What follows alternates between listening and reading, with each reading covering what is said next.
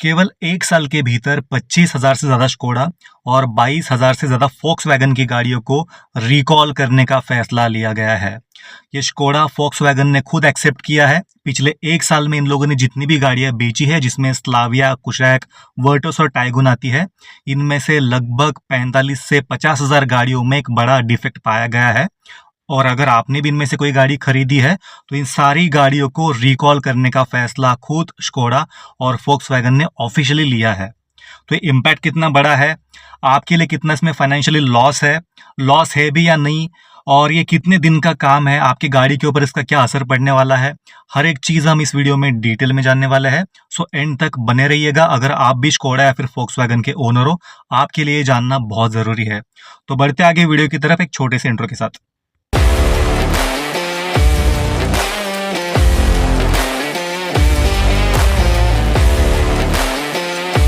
आगे बढ़ने से पहले मैं आपको बता दूं, ये कोई भी क्लिकबेट नहीं है। जो आपने थंबनेल में पढ़ा है एग्जैक्टली वैसा ही कुछ आपको इस वीडियो में भी सुनने को मिलने वाला है। जो स्कोडा फोक्सवैगन ने ऑफिशियली अनाउंस किया है वही आपको हम डिटेल में एज इट इज पढ़ के यहाँ पे सुनाने वाले हैं, ताकि आपको अपना टाइम मैनेज करने में आसानी हो जाए।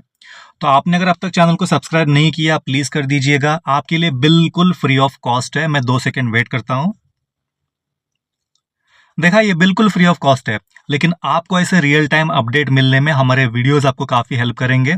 हम काफ़ी कनेक्टेड रहते हैं सारे मैन्युफैक्चरर्स के साथ में, तो जो कुछ भी रियल टाइम अपडेट आता है हमारी कोशिश रहेगी सबसे पहले आप तक पहुंचाने की। तो प्लीज़ एक लाइक दीजिए, चैनल को सब्सक्राइब कीजिए और सीधा आगे बढ़ते हैं इस इशू की तरफ। तो रिकॉल कौन सी व्हीकल्स को किया जाएगा, सबसे पहले कितनी गाड़ियां इम्पैक्टेड है वो देख लेते हैं। अगर मैं स्कोडा की बात करूं, जिसमें केवल 2 गाड़ियां इम्पैक्टेड है, जो कि है स्लाविया और कुशैक। तो पिछले 1 साल में स्लाविया और कुशैक के लगभग 25,722, ये ऑफिशियल नंबर्स है, 25,722 गाड़ियां स्लाविया और कुशैक मिलके जो पिछले 1 साल में मैन्युफैक्चर की गई थी, इतने गाड़ियों में डिफेक्ट पाया गया है और ये सारी गाड़ियों को रिकॉल किया जाएगा। अगर हम फोक्सवैगन की बात करें, जिसमें वर्टस और टाइगुन, ये 2 गाड़ियां इम्पैक्टेड है, इसके सारे वेरिएंट्स की मैं बात कर रहा हूँ। तो फोक्सवैगन में लगभग 21,513, 21,513 इतनी गाड़ियां फोक्सवैगन की भी इम्पैक्टेड है। दोनों अगर मैं मिलके देखूं तो लगभग 45 से 50 के करीब दोनों कंपनियों में गाड़ियां रिकॉल की जाएगी। अब कौन सी गाड़ियां इम्पैक्टेड इसमें है, तो जो गाड़ियां मैन्युफैक्चर की गई थी, मई 2024 से लेके अप्रैल 2025 तक, इस दौरान जितनी भी गाड़ियां स्कोडा फोक्सवैगन की, जिसमें स्लाविया, कुशैक, वर्टस और टाइगुन आती है, ये 1 साल में जितनी गाड़ियां मैन्युफैक्चर की थी उनको रिकॉल किया जाएगा। अब ये इशू क्या है वो जानते हैं। सबसे पहले इशू आइडेंटिफाई हुआ कैसे। स्कोडा और फोक्सवैगन का जो क्वालिटी चेक होता है, रूटीन बेसिस पे ये हर एक पार्ट का क्वालिटी चेक करता है, और ये एक अच्छी बात भी कि ये बिल्कुल अपनी सेफ्टी पे कॉम्प्रोमाइज नहीं करते। ये गाड़ी अपनी सेफ्टी के लिए जानी जाती है। तो ये टाइम बाय टाइम अपने जो भी प्रोटोकॉल्स है वो चेक करते रहते हैं, सेफ्टी के पैरामीटर्स चेक करते रहते हैं। तो वहाँ पे ये सेल्फ आइडेंटिफाइड इशू है, उन्होंने खुद इस इशू को आइडेंटिफाई किया है और रिकॉल करने का फैसला लिया है। तो उनको कुछ पोटेंशियल डिफेक्ट्स पाए गए हैं। ये चाहते तो छुपा भी सकते थे, क्योंकि इन्हीं की गाड़ियाँ GNCAP में 5 स्टार रेटिंग लेके आई है। एक इनको सर्टिफिकेट मिल चुका है सेफ्टी का, गाड़ियाँ वैसे भी सेफ है, बिल्ड अच्छा है। ये चाहते तो ये इशू को छुपा भी सकते थे, लेकिन ये इन्होंने सेल्फ आइडेंटिफाई करके रिकॉल करने का फैसला लिया है, और उसके पीछे एक अच्छी खासी अमाउंट भी इन्वेस्ट करने वाले हैं। आप सोचें, इनके सेल्स कंपेरेटिवली दूसरे मैन्युफैक्चरर्स से कम है, लेकिन ये ऐसे इशू के लिए भी इन्वेस्ट करने के लिए तैयार है। इसका क्लियर मतलब यह है कि ये सेफ्टी पे बिल्कुल भी कॉम्प्रोमाइज नहीं करना चाहते, जो कि एक अच्छी चीज़ है। ऐसा नहीं कि किसी कस्टमर ने हाईलाइट किया, कंप्लेंट किया, कोर्ट केस हुआ, फिर ये फैसला लिया गया। इन्होंने खुद ही डिसीजन लिया कि हम ये सारे डिफेक्ट आइडेंटिफाई कर चुके हैं और उसको हम ठीक करना चाहते हैं, ताकि कस्टमर को कोई भी आगे जाके दिक्कत ना हो। तो ये इशू क्या है वो हम देख लेते हैं। ये सेफ्टी को लेके जुड़ा एक इशू है। अब आप कह रहे हो कि गाड़ियाँ सेफ भी है, सेफ्टी के लिए जानी भी जाती है, और सेफ्टी को ही लेके ये इशू है। तो ये इशू है रियर सीट बेल्ट को लेके। जो पीछे के सीट के जो सीट बेल्ट है, उसमें एक पोटेंशियल डिफेक्ट पाया गया है। वो डिफेक्ट क्या है पहले हम वो देख लेते हैं। इसका जो सीट बेल्ट का बकल है, उसका लैच जो है वो ब्रेकआउट होते जा रहा है, वो ब्रेक होते जा रहा है, टूटा जा रहा है। तो जो उससे एक्सपेक्टेड स्ट्रेंथ चाहिए थी वो शायद से वो गेन नहीं कर पा रहा है, स्ट्रेंथ डिलीवर कर नहीं पा रहा है, और उसका लैच जो है ये जब भी कोलिजन होता है तब इसके टूटने के चांसेस ज़्यादा नोटिस किए गए हैं। तो एक ये बकल लैच का इशू यहाँ पे आइडेंटिफाई किया गया है।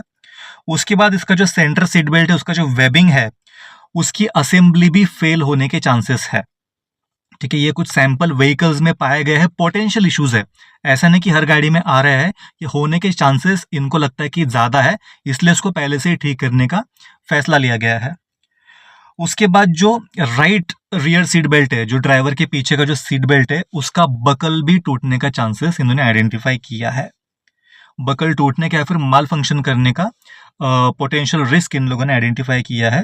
तो ये केवल 3 इश्यूज को लेके, रियल सीट बेल्ट के बकल को लेके या फिर इसके वेबिंग को लेके, छोटे मोटे जो इश्यूज है उसको लेके भी इन्होंने रिकॉल करने का फैसला लिया गया है ताकि सेफ्टी में कोई भी कॉम्प्रोमाइज ना हो।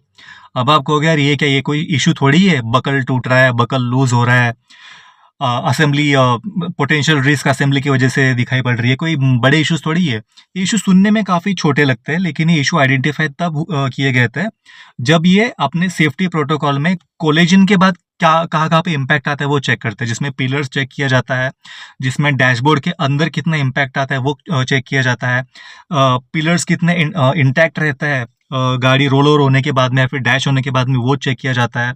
तो ऐसे एक्सीडेंट के समय में कौन कौन सी चीज़ें इम्पैक्ट दे सकती है और जान का खतरा बन सकता है, तो वहाँ पे इशू आइडेंटिफाई किया गया है।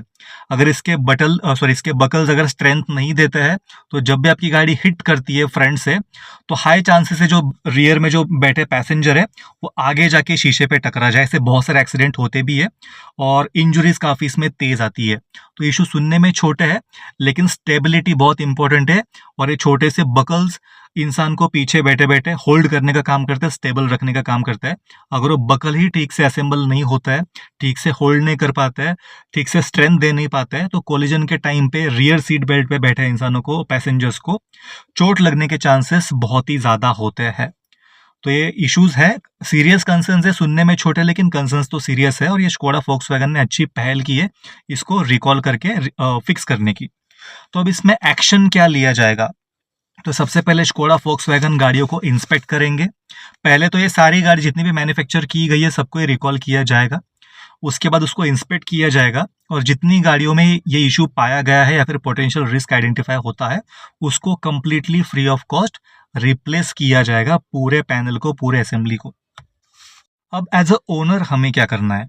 तो सबसे पहले तो स्कोडा फोक्सवैगन खुद इन ओनर्स को कांटेक्ट करेगा, आइडेंटिफाई करके कांटेक्ट किया जाएगा। आप में से बहुत लोगों को कॉल आया भी होगा। अगर आपको भी कॉल आया है, अगर आप भी स्लाविया, वर्टस या फिर टाइगून कुशाक के ओनर हो, अगर आपको डीलरशिप से कॉल आया है रिकॉल के लिए, तो प्लीज़ कमेंट करके बताइए ताकि हमारे दूसरे ओनर्स को भी इससे हेल्प मिले, थोड़ी थोड़ी क्लैरिटी मिल जाए कि ये क्या प्रोसेस है डिटेल में। मुझे अब तक कॉल आया नहीं है, मैं खुद भी वेट कर रहा हूँ, लेकिन मैंने खुद स्कोडा से कंफर्म किया तो यस, उन्होंने कहा कि इशू आइडेंटिफाई हुआ है और एज पर शेड्यूल आपको भी कांटेक्ट किया जाएगा। इतना कंफर्मेशन मुझे भी मिल चुका है और मेरे साथ जितने भी मेरे दोस्त जिन लोग के पास फोक्सवैगन स्कोडा की गाड़ियां हैं उन लोग को भी कॉल आया है, उन्होंने भी रिकन्फर्म किया है। तो ये चीज़ तो 100% ऑथेंटिक है और मैंने स्कोडा फोक्सवैगन के सोर्सेस के थ्रू ही निकाली। आप भी जाके इसको गूगल पे सर्च कर सकते हो, आपको डिटेल में मिल जाएगा, विस्तार में मिल जाएगा। तो सबसे पहले तो हमको कॉल का वेट करना है। अगर आपको कॉल नहीं आता है तो मैं सजेस्ट करूंगा आप खुद एक बार अपनी डीलरशिप को, आपके सर्विस मैनेजर को कॉल करो, वो आपको इन्फॉर्मेशन डिटेल में दे देंगे। उनको सारी अवेयरनेस है, उनको शेड्यूल भी पता होता है, वो आपको अच्छी क्लैरिटी इसमें दे देंगे। उसके बाद ये कितना बड़ा काम है, इसको टाइम कितना जाएगा, तो ये एस्टिमेटेड मैक्स टू मैक्स 3 घंटे का काम है। तो सबसे पहले आपको कांटेक्ट किया जाएगा, आपसे टाइम लिया जाएगा कि आप कब फ्री हो, उसके हिसाब से आपका सर्विस इंस्पेक्शन शेड्यूल किया जाएगा। उसके बाद अगर इंस्पेक्शन में चीज़ आइडेंटिफाई होती है, पोटेंशियल रिस्क आइडेंटिफाई होता है, तो मैक्स 3 घंटे के अंदर आपको जो पूरा वो सीट बेल्ट का सेटअप है, जो पैनल है, आपको रिप्लेस करके सारे फॉल्टी सीट बेल्ट निकाल के आपको नए सीट बेल्ट विदाउट फॉल्ट वाले क्वालिटी चेक किए गए हुए आपको रिप्लेस करके दे देंगे। केवल 3 घंटे का काम है, तो आपको 3 घंटे का टाइम निकाल के उनको अपना शेड्यूल बताना है। गाड़ियाँ काउंट में ज़्यादा है तो आपको टाइम के साथ स्पेसिफिक रहना पड़ेगा। उसके बाद जिनके पास Volkswagen की गाड़ियाँ हैं, तो उनका एक ऑफ़िशियल वेबसाइट भी, आप वहाँ पे जाके अपनी गाड़ी का विन नंबर डाल के चेक कर सकते हो, जो कि Volkswagen इंडिया रिकॉल कैंपेन करके उनका खुद का एक पेज है। इस रिकॉल कैंपेन में आप अपनी गाड़ी का विन नंबर डाल के, क्या आपकी भी गाड़ी डिफेक्टेड है, उन्होंने पूरा वहाँ पे अपडेट किया है, आप अपनी गाड़ी को भी वहाँ पे क्रॉस वेरीफाई कर सकते हो। तो ये थी डिटेल इस रिकॉल के बारे में। अगर आपको भी इसके बारे में कुछ ज़्यादा इन्फॉर्मेशन है, अगर आप में से किसी दोस्तों की रिकॉल ऑलरेडी हो चुकी है, सीट बेल्ट रिप्लेस किया गया है, तो आप भी अपना एक्सपीरियंस शेयर कर सकते हो। और इसके अलावा हमको कुछ भी अपडेट मिलता है, मेरी खुद की गाड़ी का जब भी रिकॉल होगा उसका मैं अलग से वीडियो बनाऊंगा और आपको डिटेल में दिखाऊंगा कि कौन से पार्ट्स कैसे रिप्लेस किए गए हैं। अब आपसे मैं अगले वीडियो में मिलूंगा, लेकिन जब ये सेफ्टी की बात आती है, मैं मेरे हर एक वीडियो में आपको बताता हूँ कुछ सेफ्टी एक्सेसरीज आपकी गाड़ी में होना बहुत ज़रूरी है, एकदम मैंडेटरी है, नो मैटर आपके पास कौन सी गाड़ी हो। जिसमें सबसे पहले टायर इन्फ्लेटर आता है।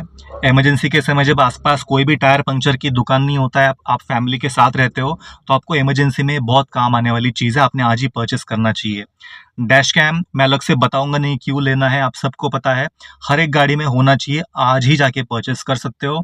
इसके अलावा सेफ्टी हैमर्स है, इसके अलावा एंटी ग्लेयर ग्लासेस है, ऑटो डिमिंग आरवीएम्स है, बहुत सारी चीज़ है। हमने आपको हर एक चीज़ का लिंक डिस्क्रिप्शन और पिन कमेंट में डाला है।